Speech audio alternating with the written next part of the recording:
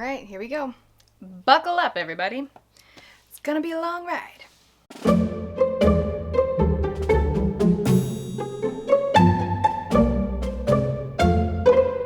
Hello, everyone, and welcome back to Chronically Musical. My name is Alice, and I am a professional violist and chronically ill person sharing videos on autoimmune disease and my experiences as a classical musician. Do I need to narrow my niche so YouTube knows who to show my videos to? Perhaps. But I'm not really a narrow niche kind of gal, so I guess we're gonna just keep doing this and see what happens. If this is your first time here, it is so nice to have you. If you could just take a second to hit that subscribe button, give this video a thumbs up, share with all your friends. It really does mean a lot to me, and it would be kind of awesome if this YouTube thing could turn into something more than just a hobby that takes up all of my time and energy and every single thought of every waking moment of every day. Now, if you watched last week's video, then you'll know that today's video is part 2 of my Get to Know Me series.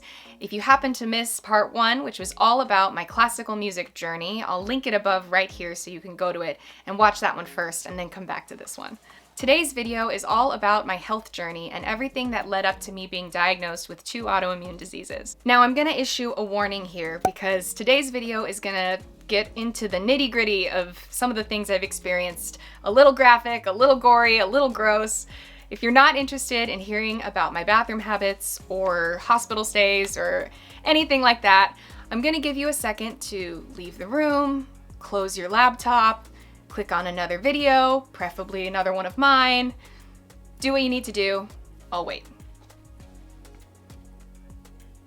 All right, so for those of you who have decided to stick around, hold on to your hats because this is going to be a long one. I am warning you in advance. I thought about breaking this down into 2 videos or even thought about leaving some things out, but the truth is I experienced all of this, and when I was going through it, it felt like hell, and there were moments that I genuinely wasn't sure I was going to survive. And I know that sounds dramatic, but I did, and I'm here, and so I think it's important that I, for my own sake, acknowledge all of the things that I've been through and give the time to really, I don't know, pay tribute, I guess. It seems like I would be doing myself an injustice if I skipped over just for the sake of time. So I hope you'll stick with me. It's gonna be a long video. I'm gonna try and make it interesting. I know it's a little bit of a serious topic, but I try to be light with it all as much as I can and be real with you all. And so let's get started. Let's get into it. Growing up, I was a really healthy kid. I mean, I never got sick. Before college, the last time I can remember throwing up was 2nd grade. I know that sounds like I had a really wild college experience, but in actuality, it was just the stomach flu. Don't get excited. Things started to get a little weird by the end of high school though. Like I mentioned in last week's video, I decided to apply to music school my senior year of high school, and in the spring semester, I had to fly all over the country to 5 different schools and audition in person. I have a distinct memory of being in Bloomington, Indiana, auditioning for the Jacob School of Music at IU, and I kept having to go to the bathroom, and after the 4th or 5th time, I remember thinking to myself, maybe you should talk to somebody about that. So I got through my senior year despite having consistent GI issues and frequent diarrhea. Told you it was gonna be gross. I warned ya. I finally saw a gastroenterologist, but was reassured that it was probably just irritable bowel syndrome and that I should take some probiotics and some fiber. No further testing, good to go.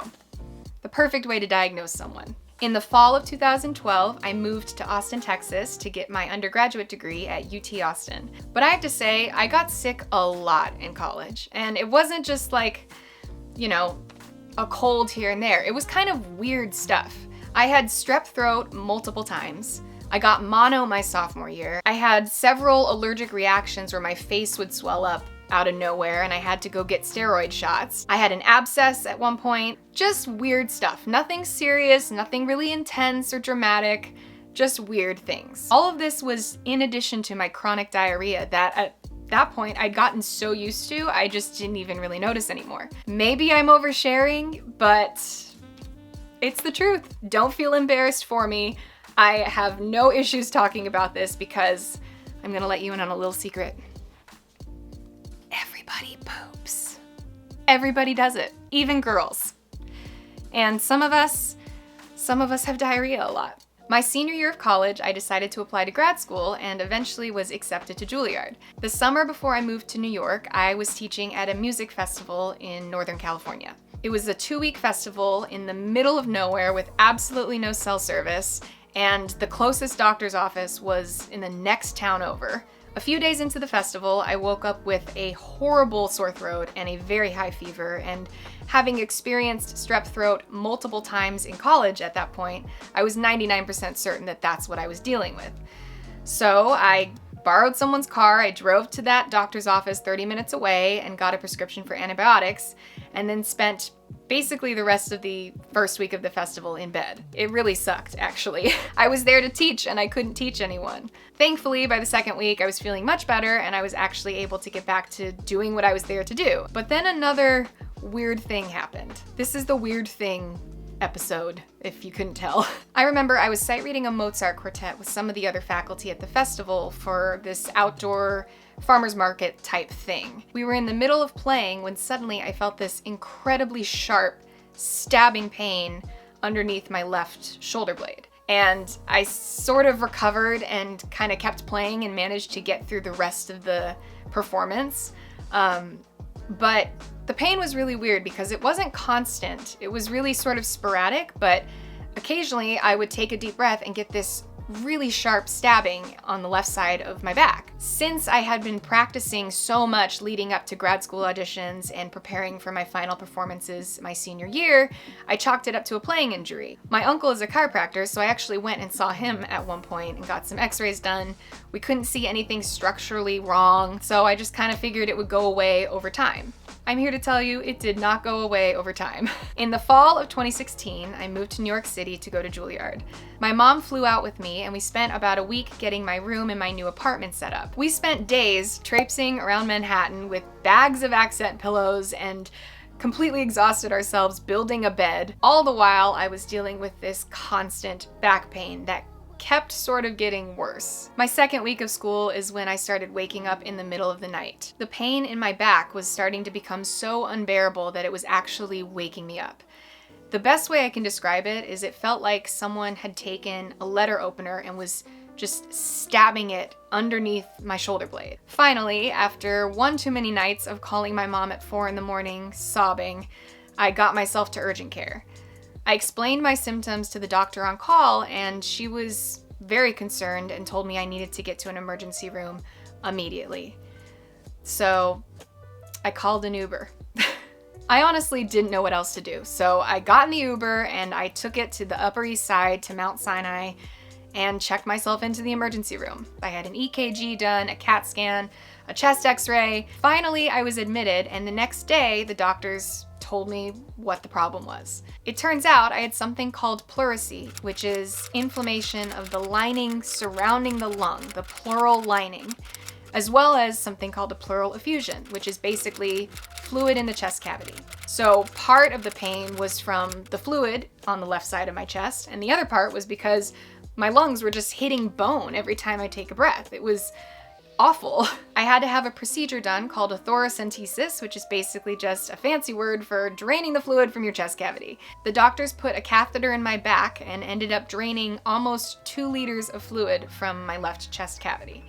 It was pretty gnarly. Also, for some reason, all of the operating rooms were full when they decided to do this procedure, so it was like really haphazardly done in my hospital room with me kind of like leaning over a pillow and the doctors behind me very casually sticking needles in my back. It was not so much fun. The really frustrating part of this whole experience was that I was never able to get a clear reason why this happened in the first place. All the doctors at the hospital could tell me was that it was due to some kind of rheumatological issue, but they couldn't actually diagnose me. All in all, I spent about 3 days in the hospital. Unfortunately, I ended up missing my seating audition at school and basically just didn't participate in orchestra that first semester. But I was able to go back to school and try my best. Despite the rocky start, I somehow survived my first semester. I started seeing a rheumatologist who was still unable to diagnose me with anything, and I also started seeing a gastroenterologist because that chronic diarrhea was still a problem I was dealing with. Between my first and second semester, I flew home to California and ended up developing a really horrible ear infection in my left ear. I got a prescription for antibiotics and kind of hoped it would get better quickly. Of course, it didn't get better quickly, and I ended up having a severe allergic reaction to the antibiotics, wound up covered in hives, and had to postpone my flight back to New York because I couldn't get on a plane with the bad ear infection and missed the first 2 weeks of the semester. Ultimately, the ear infection got so bad that my eardrum ruptured. And so I basically couldn't hear out of my left ear for almost 7 months. I was at Juilliard trying to get a master's degree in music for viola and couldn't hear out of my left ear. I didn't even know what my instrument sounded like anymore. I had to kind of go off of what it sounded like in the room and how it felt in my body when I was playing. So yeah, that first year of grad school honestly sucked. In the spring of 2017, I had my very first endoscopy and colonoscopy and was diagnosed with microscopic colitis. So there was inflammation visible at the microscopic level in my colon. So I ended up taking something called Viberzi, which is an IBS medication. And for about a year and a half, maybe almost 2 years, that really did help. It really helped me not go to the bathroom as much. It bulkened my stool a bit to the point where I ended up getting an impacted stool and had to go waddle my way in the snow to pick up my own enema to deal with that. Oh boy. But we made it. We survived. So I was diagnosed with the microscopic colitis, didn't give it another thought, started taking the medication for IBS, which really helped, went home for the summer, came back, did my second year of school, which honestly was incredibly uneventful compared to the first one, and then moved back to Los Angeles to pursue a freelancing career. After my big move back to LA, I started to have chest pain again. If you can sense, there's a little bit of a pattern to when these flare-ups started happening for me. Everything seems to be sort of triggered by stressful events, which, knowing what I do now about autoimmune diseases, makes absolute complete sense. So I started having this chest pain again, and I went to see a pulmonologist who took a bunch of x-rays and noticed that I actually had fluid in my right lung and diagnosed me with walking pneumonia, as well as something called costochondritis, which is inflammation between the ribs. Then one random day in November, I woke up with my eyes completely swollen shut. And I don't just mean like a little bit of swollen. I'm gonna just pop a picture right here. This is what I looked like on Thanksgiving in 2018. That's how I woke up. I went to see an allergist because I thought maybe it was allergies, and then I saw an ophthalmologist, and neither of them could help me, so ultimately I ended up finding another rheumatologist, this time in Los Angeles. Finally, almost 2.5 years after my first flare-up back in New York City, I was finally diagnosed with my first autoimmune condition, undifferentiated connective tissue disease. My rheumatologist gave me a prescription for a medication called Plaquenil, generic name hydroxychloroquine, which, if you were paying attention to the news in March and April of 2020, that drug was mentioned a lot. And since then, I haven't had any issues with my UCTD. I do still have the residual chest pain, most likely from the costochondritis, the inflammation between my ribs, but it's much more manageable, and I'm so grateful that I haven't had any weird, bizarre UCTD symptoms. IBD, on the other hand, is another story. It was around January 2019 that I started to notice the bleeding. It wasn't terrible at first, but when it started to become a daily occurrence, I figured I should probably talk to someone about it. A really pivotal moment for me was when I was sitting in a late night rehearsal and the cramping and bloating in my stomach was so bad that I actually had to unbutton my pants. During break, while everyone else was able to go socialize and enjoy the snacks that were provided for us, I was stuck in the bathroom just hoping that I was going to get through the rehearsal in one piece. When rehearsal finished around 10 o'clock, I got in my car and started to drive home, and within just a few minutes, I realized I was not going to make it. So I pulled over to a Target and ran in as it was closing and begged the employees to let me use the bathroom. This is when I really decided to publicly start sharing my health journey. That experience of being in the middle of a rehearsal, silently suffering with no one the wiser. I mean, no one would look at me and know that I was in incredible pain and that my stomach was bloated so badly I looked like I was 4 months pregnant. And I decided that I knew I couldn't be the only person going through something like that. I knew I wasn't the only person who looked totally fine, but inside was struggling. It really is true what they say, that you can't always tell what someone is going through just by looking at them. So after that experience, I found a new gastroenterologist in LA and went through all the standard testing all over again. This time my diagnosis was much more clear. I had ulcerative colitis, and there were visible ulcers extending 24 centimeters from my rectum up through the sigmoid part of my colon. I began treatment for my UC relatively quickly after that in the spring of 2019 with an oral medication called mesalamine, as well as biologic infusions of a medication called Entyvio. Quick plug, if you want to learn more about my infusion experience and all the IBD treatment options that are available for patients, you can watch my most recent vlog where I go through and tell you all about it. I actually ended up reaching clinical remission a few months later, which lasted for most of the summer of 2019. But guess who came back? After a really stressful fall when I decided to take some orchestral auditions, the bleeding started to come back, and it honestly hasn't stopped since. Another colonoscopy in March of 2020, literally I think I had it on March 3rd, and then a week later, the pandemic took over our lives.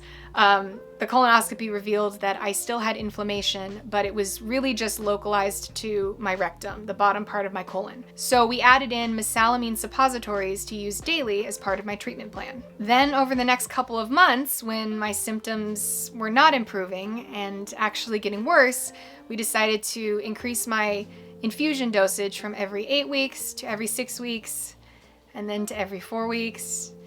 And then we added in steroid rectal foam, and eventually everything just stopped working. As the pandemic progressed, so did what eventually became my worst IBD flare-up to date. By the end of August 2020, things got pretty bad. I could no longer go for walks or runs around the house because I would literally have the runs if I did that, and I needed to be near a bathroom pretty much at all times. I was going to the bathroom 20 times a day and getting up all night. I mean, I literally wasn't sleeping because I was waking up multiple times an hour. It was so miserable, and it's so isolating when you're sitting there by yourself in the dark, on the toilet, just wanting it all to stop. It's honestly debilitating, and I'd never experienced anything quite like that before. I could literally see and feel my strength depleting. I lost 15 pounds in a matter of 2 weeks. My energy was just gone, and I honestly couldn't do much of anything. I couldn't play music, I couldn't focus on anything. I was so exhausted that I just kind of had to stop doing everything. I did a lot of research and ended up finding an IBD specialist because I knew I needed to obviously change something in my treatment plan. After 2 weeks on prednisone, my symptoms finally started to improve, and my doctor and I decided that instead of trying to continue on Entyvio, which clearly was no longer working for me, we would transition to a new biologic called Remicade. So where are we now? Well, it's been a challenging few months, to say the least, but I am happy to report that after only 2 doses of Remicade so far, I am actually finally starting to feel like myself again for the first time in a really, really long time. I am feeling hopeful rather than discouraged, and I'm actually now tapering off of prednisone, which is really exciting because did I mention how much steroids suck yet? Because they really suck. I mean, they're amazing, but they really suck. So how exactly did chronic illness change my life? It gave me a purpose. I had no idea when I shared about that late night Target bathroom run publicly on Instagram that anything was going to come out of it. I had no idea I would become a person living with 2 chronic illnesses that I would have to manage for the rest of my life. And I certainly didn't think I would be making a YouTube channel talking about all the diarrhea I've had over the last couple of years. I have become so passionate about educating myself and others about chronic illness and invisible illness, and I never would have been able to explore this opportunity to be an advocate if I hadn't gone through all that I've gone through. Of course, I wouldn't wish it on anyone, and I hope I never have another flare-up again, but I probably will, and when I do, I'm gonna share about it because maybe it'll help someone who's sitting on the toilet at 4 a.m. in the dark crying by themselves because they don't know what's going on with their body and they can't control it anymore. I wasn't expecting to cry. I wasn't expecting to cry when I said that. Wow. Oh, it's gonna throw off all my editing. Oh gosh. I'd like to think that my experiences might help someone else. Like I said, you can never tell what someone is going through just by looking at them. Okay. We're raw and we're real. Oh my gosh. Okay. So there you have it. That was my entire chronic illness journey condensed down into however long I managed to edit this video down to. If you made it all the way to the end of this video, could you do me a favor and just comment below with something that's changed your life? It can be anything. It doesn't have to be illness related. It can be positive. It can even be negative if that's something you're focusing on. But just comment below and tell me one thing that's changed your life. If you liked this video and want to see more videos in the future from me about chronic illness or music or whatever else I end up coming up with, please subscribe to my channel. Give this video a thumbs up, share it with everyone you know or have ever known, and don't forget to comment below with something that has changed your life. Thanks again for watching, and I will see you all next week.